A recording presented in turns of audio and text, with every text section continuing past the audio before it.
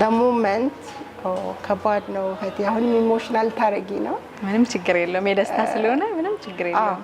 በጣም የተለየ ፊሊንግ ነው ያለው አክቹሊ እንዳልኩሽ ፈረንጆች ምን ይላሉ if you are passionate enough about something even with some restriction you will find a way to achieve your goal ይላሉና እኔም እንደዛ ነው ማምነው አላህ ፈቅዶ ግሬን ሙሉ በሙሉ እስኪመልሰው ድረስ አሁን ባለኝ አቅም ኢቭን ብዙ ነገሮችን ፕሮቫይድ ማድረግ እችላለሁ ለክላይንቶቼ ወይም ለእናቶችና ኢሞሽናል ነው ሆንኩት አክቹሊ ያንን ማድረግ ስለቻልኩኝና አልহামዱሊላህ በጣም ደስተኛ ነኝ ከምነግርሽ በላይ ደስተኛ ነበሩ እናቶቹ ስታዋልጃቸው በጣም ደስተኛ ናቸው እንዳልኩሽ አንድ ነገር ማለት ከፈቀድሽልኝ እንደው በዚህ አጋጣሚ ላስተላልፈው ፈልገው መልእክት አሁን ቅድም የነገርኩሽ ነው እንግዲህ በአማርኛ ላርገውና